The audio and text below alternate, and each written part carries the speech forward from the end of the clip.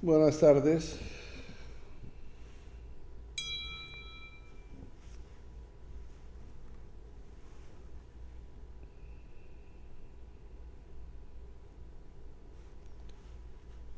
Buenas tardes una vez más. Aquí a Pastor Carlos Sánchez desde la ciudad de Fort Myers, en la Florida, en estos 40 días de oración e intercesión por nuestro país.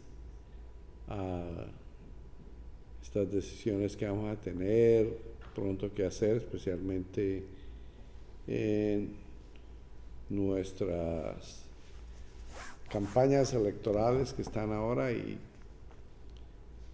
esperamos que los puntos bíblicos, estos temas que hemos cubierto, nos ayuden a traer algo que les ayude a hacer una decisión correcta en su privilegio de elegir, de votar. Entonces hemos tomado temas sin ninguna especificidad, sin nada específico, sino ponerlos de ahí, de lo que Dios ponga en nuestro corazón de hacer. Y esperamos que lo que se cubre aquí, pues tú lo repases en tu propia Biblia y te asegures de que lo que estamos diciendo es correcto, que aquí no estamos tratando de decirte nada que no sea bíblico, nada incorrecto, nada que no sea sacado de la palabra de Dios. Entonces tenemos aquí, como te dije, 40 días para traer estos temas a ustedes diariamente.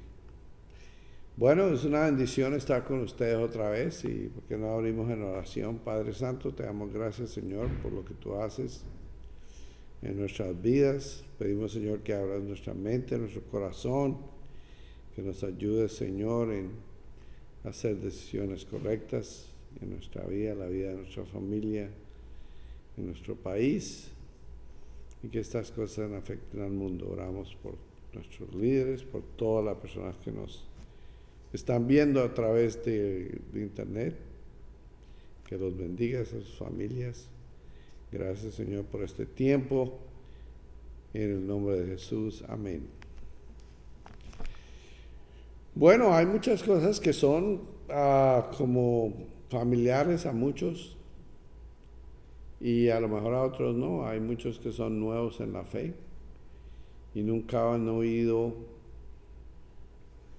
las historias en la manera que debe ser enseñado, de una manera pues bíblica, entendiendo que la Biblia está aquí para darnos un ejemplo, para ser una guía en nuestra vida. Nos da consejo, nos da un patrón de comportamiento, nos da básicamente las normas de Dios para que nosotros tengamos la vida que Él quiere que nosotros tengamos.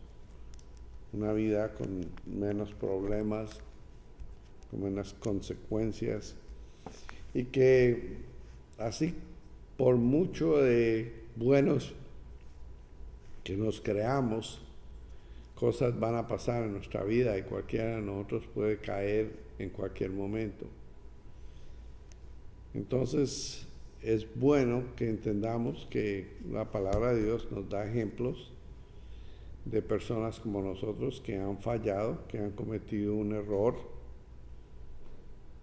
que ese error ha tenido consecuencias en sus vidas, y a lo mejor que con ciertos errores, viendo en la vida de otras personas, nosotros no cometamos los mismos, y que aprendamos por la vida de ellos a no hacer ciertas cosas. Tenemos muchas historias. Una de las más famosas es la historia del rey David. El rey David fue el segundo rey de Israel,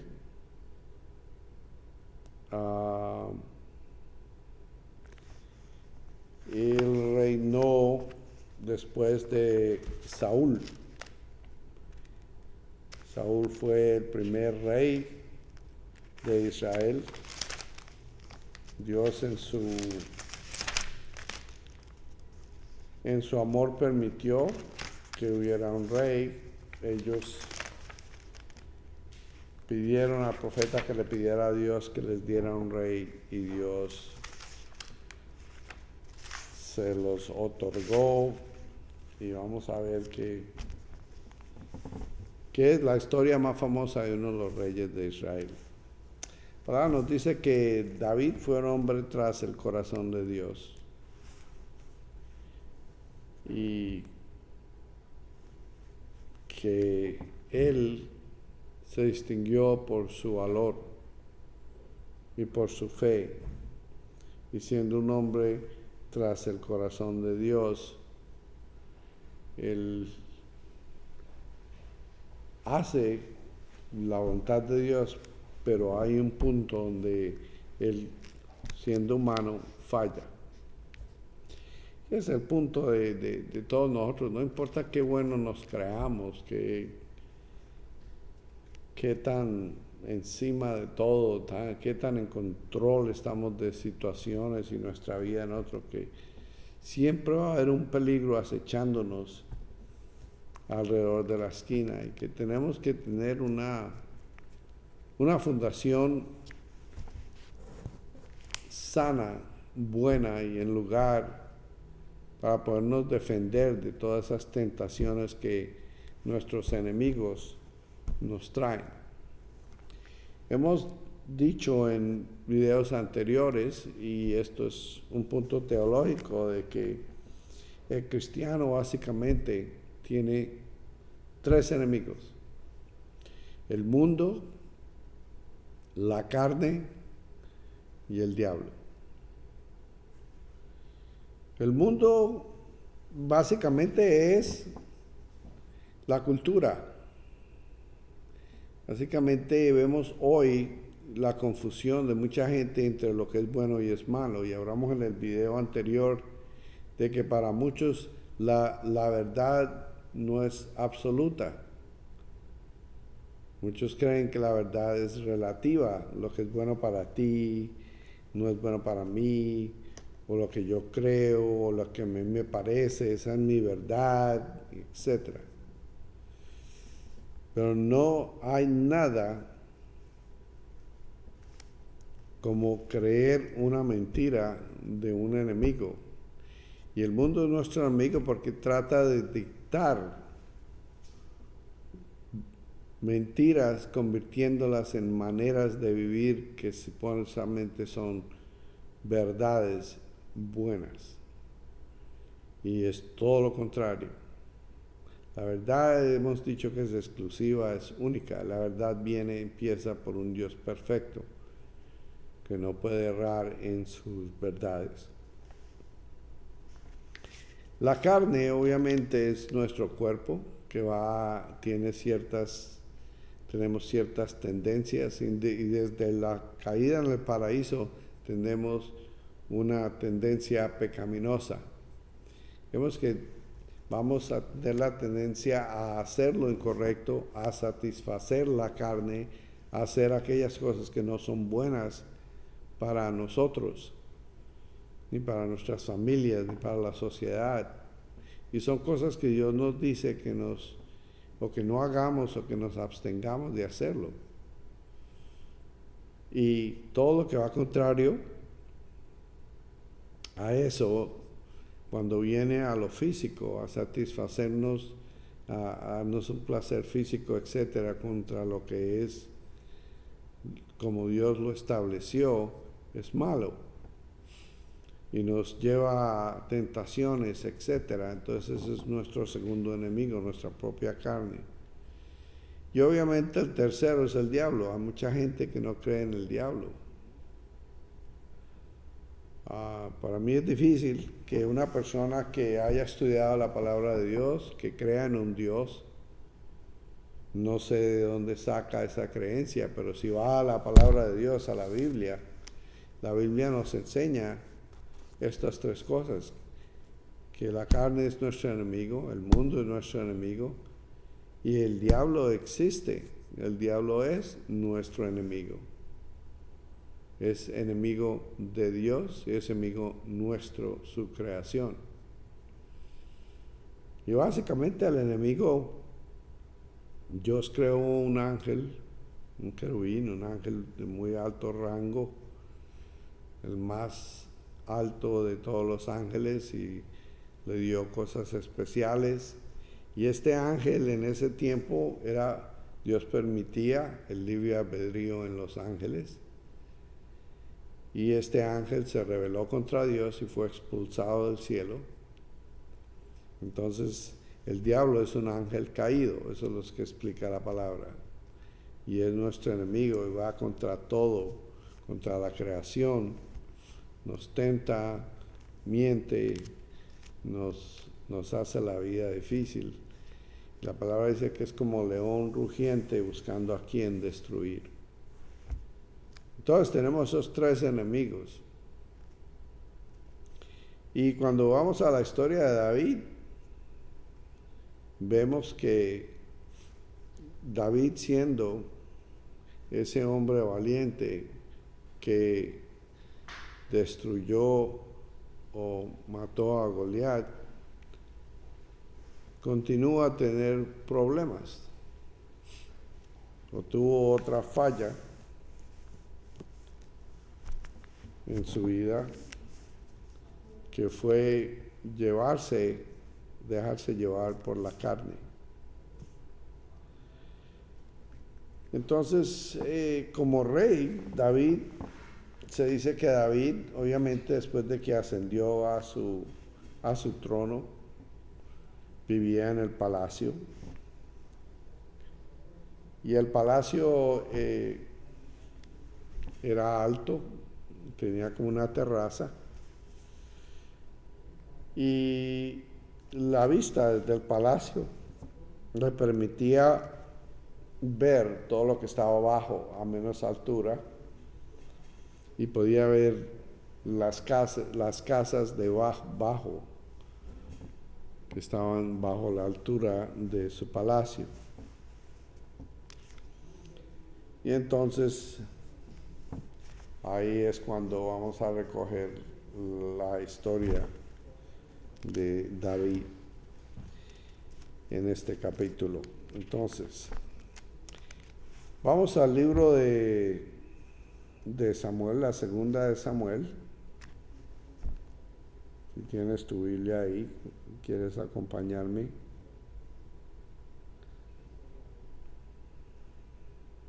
Segunda de Samuel, capítulo 11,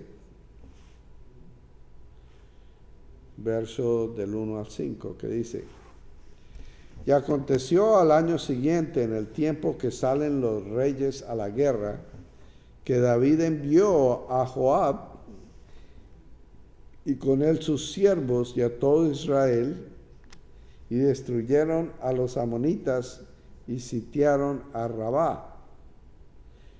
Pero David se quedó en Jerusalén. Entonces, ¿qué era? Dice, al año siguiente era un tiempo de guerra, y generalmente, obviamente, de acuerdo a esta, dice que en el tiempo de que los reyes salen a la guerra, los reyes eran los líderes, y al frente con sus ejércitos iba el rey, y en los tiempos de guerra el rey estaba presente. Pero nos dice que él fue a Joab y a sus siervos y al ejército de Israel a la guerra contra los amonitas, y sitiaron a Rabá. Pero David se quedó en Jerusalén. Entonces el rey no estaba donde debía estar. Yo lo que quería decir, en el tiempo que los reyes estaban en guerra, que David se quedó y mandó a todo el mundo y él se quedó en Jerusalén. ¿Y qué sucede? Eso sucede a veces cuando no estamos donde Dios quiere que estemos.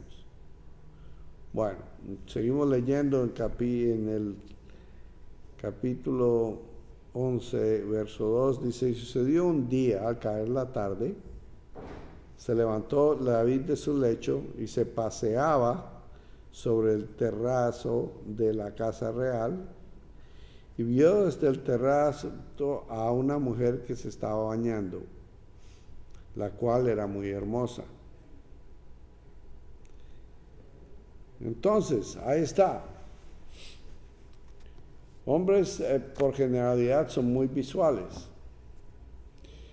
Y estando donde no debía estar, vio algo que no debía ver.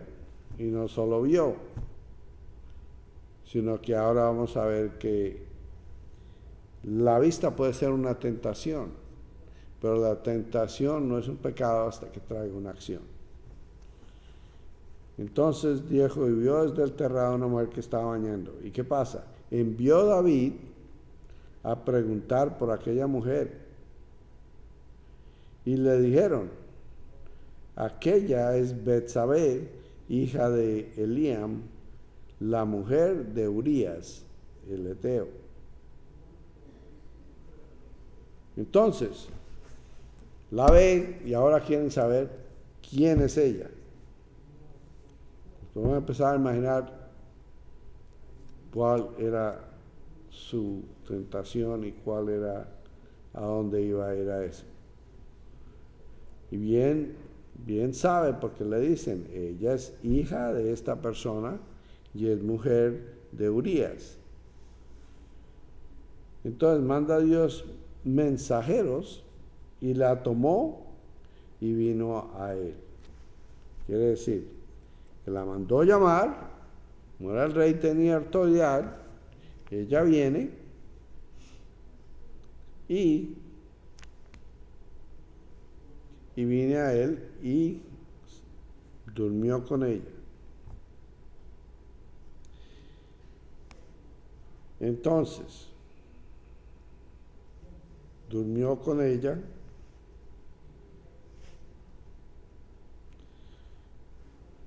y ella se purificó de su inmundicia y se volvió a su casa.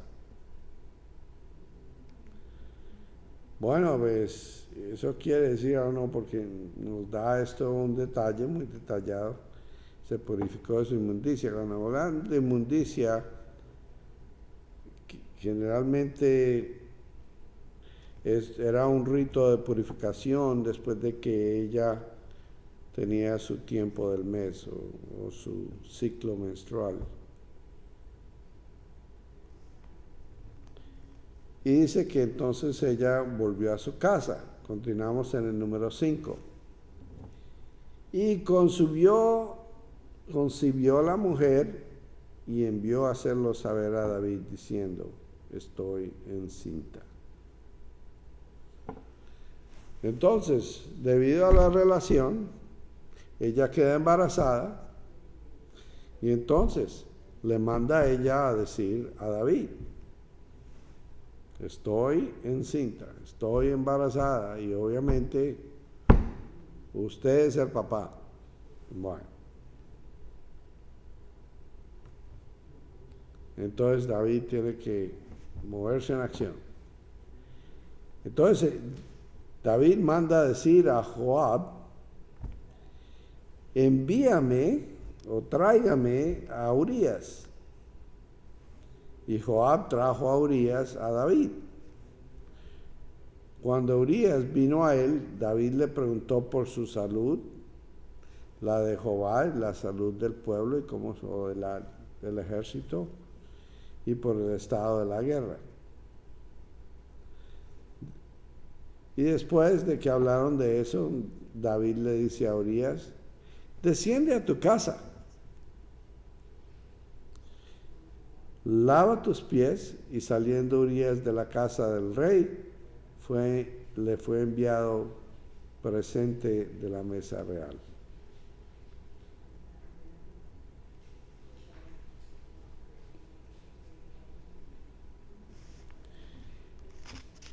Bueno, entonces continuemos.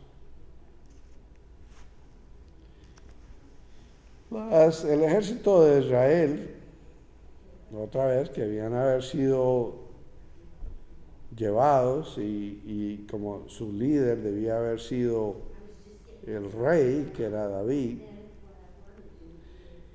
estaban aproximadamente 50 millas al este de Jerusalén.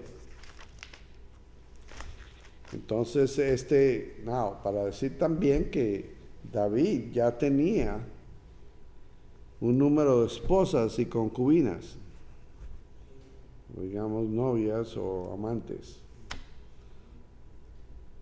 Entonces, sabemos que tenía por lo menos 7 esposas antes, más otras. Y obviamente esto no va a complacer a Dios. Si alguien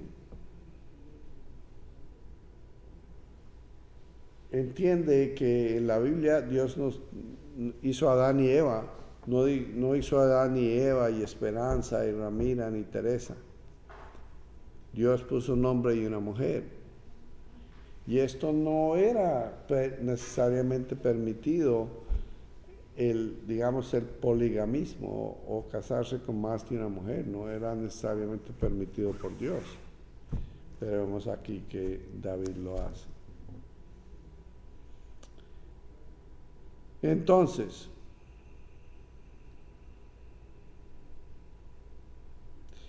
David tenía autoridad sobre ella y en realidad él era el rey.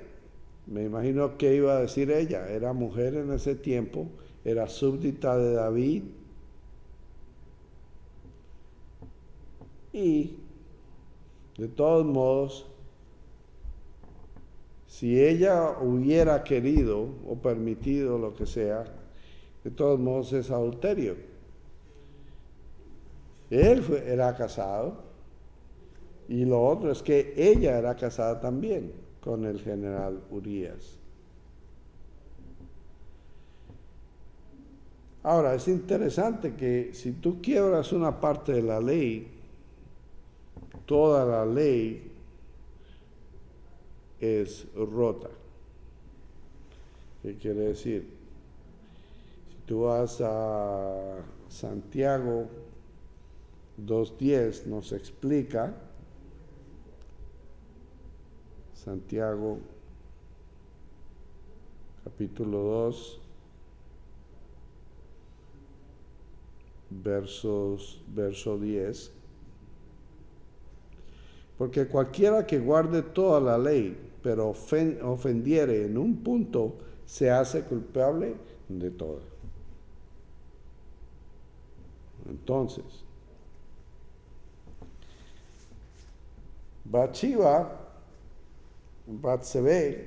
Betsabé, siendo la esposa de Urías, Urías era un buen soldado israelí quien estaba sirviendo al rey, al pueblo de Israel. Y a David se le viene esta supuestamente brillante idea de traerlo a la casa por un descanso, sabiendo que tenía una mujer tan bella como Betsabé, que él estaría con ella y que obviamente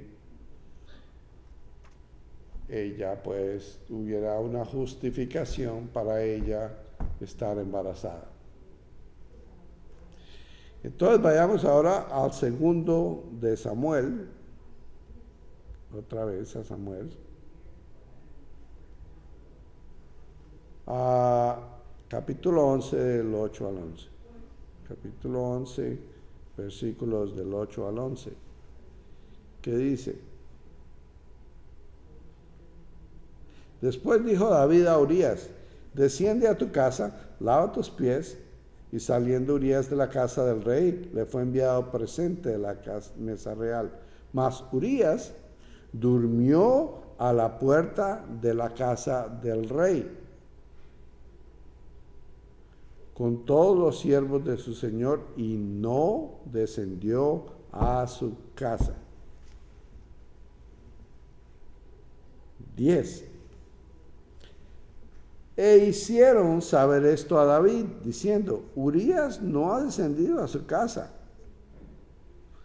Y dijo David a Urías: ¿no has venido de camino? ¿Por qué pues no descendiste a tu casa? Y Urías le responde: el arca e Israel, Judá, está bajo tiendas, y mi señor Joab y los siervos de mi señor, las fuerzas armadas, el ejército, en el campo. Y había yo de entrar en mi casa para comer, beber y dormir con mi mujer, por vida tuya y por vida de tu alma, que yo no haré tal cosa. Entonces él está explicando cómo es que los míos, mis compañeros, mi ejército, todos ellos están allá y yo venga y coma y beba y tenga todo este tiempo mientras ellos están allá.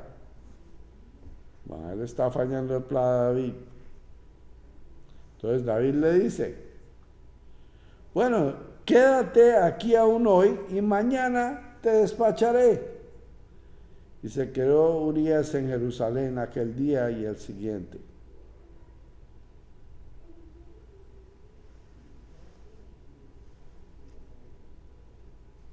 Bueno, entonces, David tiene un problema ahora. ¿Qué voy a hacer? Porque ahora el único que he estado con Betsabé soy yo, y él no. ¿Cómo voy a solucionar esto? Me van a acusar por el embarazo de Betsabé. Busca una solución. ¿Qué solución? Asesinar. Porque el pecado te cobra más de lo que quieras pagar, te lleva a estar más de lo que te quieras quedar y te costará mucho más de lo que tú puedas pensar. Bueno, entonces, ya nos está acabando el tiempo. Segunda de Samuel, capítulo 11, del 14 al 17, ligeramente vamos a leerlo. Verso 14. Venida la mañana, escribió David a Joab una carta. Joab era el comandante de su ejército allá afuera, la cual envió por mano de Urías. El mismo Urías llevó la carta. Y escribió la carta diciendo: poned a Urías al frente en lo más recio de la batalla y retiraos de él para que sea herido y muera.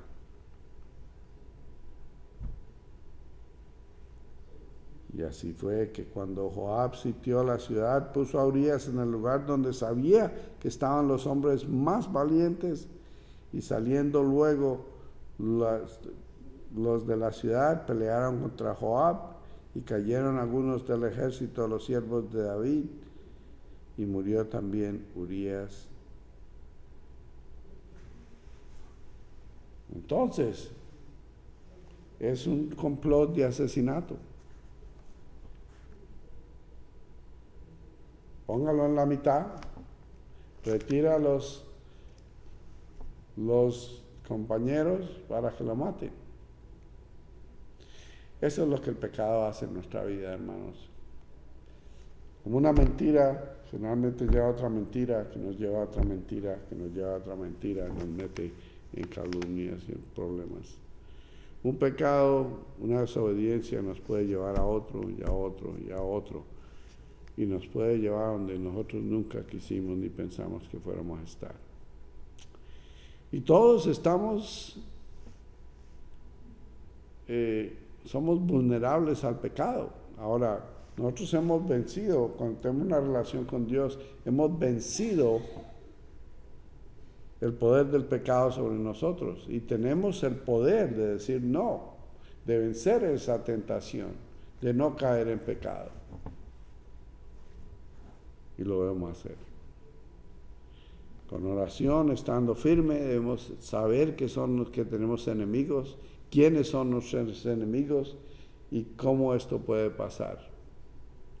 En todo caso, tenemos que parar aquí porque estamos cortos ya de tiempo.